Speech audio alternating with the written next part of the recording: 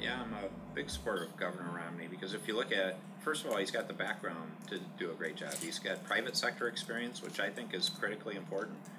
And then he was governor of Massachusetts, which is a large state, and so he has all those skill sets. And the other important part is Washington's a mess. They haven't done a budget. They're not paying down debt. Actually, the amount of national debt we're incurring is, scary in many respects. And then we need to do things like tax reform to get our economy back on track. Michigan's making a great comeback, but I say the mess in Washington's holding us back. We would be growing even faster if it wasn't such a disaster there. So that shows there's a need for new leadership, and it'd be great to have Governor Romney come in and take the helm and resolve some of these issues, and he's talking about taking positive steps to move us forward. One of the things we can do much better that I don't think the country's done well is really get back and step back to say, what's the point of our educational system, and how do we engage the private sector and bring them together and have a great dialogue and focus in on where the jobs are, the careers are for now and in the future. And one of the great opportunity areas is in skilled trades. We have a lot of open skilled trade jobs today, even with our unemployment rate. And we should be filling those spots. So how do we get information to parents, to kids, to people looking for that next career, and let them know, here's how well you can do by going into this field. Here's the training program where it's at. Here's the requirements to get in, and then facilitate that process, but then let people make their selections and go.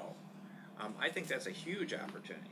And my goal is to have us lead the country in doing the best job of connecting people with careers and then the education that needs to go with it, and make it as easy as possible. Because if you step back and look at it, our citizens, who I view as our customers, there are really two main issues that were true in 2010 that I think are still true in 2012. And it's people want more and better jobs and a future for our kids. And so people don't want to hear about all the negative stuff. They really want who's going to stand there and say, okay, this is what we're going to do to get more and better jobs, and this is what we're going to do to make sure we have a bright future for our kids. And to go back to, I appreciate Rick's comments a lot, because in many respects we're the role model for what Washington needs to do by following this philosophy is we balance the budgets, we're paying down debt, which the debt piece is particularly important when you talk about the future for our kids, because that's going to be largely their liability. And we need to be thoughtful about that. And then the whole question of tax reform and regulatory reform, we're creating this environment to make more and better jobs happen. Because again, government doesn't create the job. We create the environment that can help foster that. So it's very consistent. The first thing is we had to make Michigan more competitive. And we've done that. We've dramatically improved in terms of the competitiveness of our state, why people want to be here to begin with, grow their businesses here, and then for attraction longer term. And one great illustration is Ford with the Flat Rock Assembly Plant. They had an option that they really were looking at putting more and more fusion production in Mexico. And because of conditions changing in Michigan, looking at the quality of the workforce, they're doing stuff now. They're going to add 1,200 jobs next spring to bring product back to Michigan. That's a huge statement. We had lost a lot of business because of the Michigan business tax. It was the dumbest tax in the country. It was a job killer. So environmentally, at the state level, we've done a lot.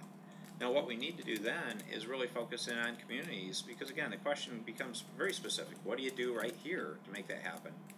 And that's where having the right talent is one of the most critical things. And you've got a great workforce. And that's the point of having a wonderful community college that's looking at how to do production training for people on a production floor. Because what people are looking for, business people are looking for at some point are the single most important thing long-term is having the best workforce possible, the most talented people. And so that's where we need to emphasize the creation of that, but then market it. That's where we do need to let people know that this is a great place to come set up and build things.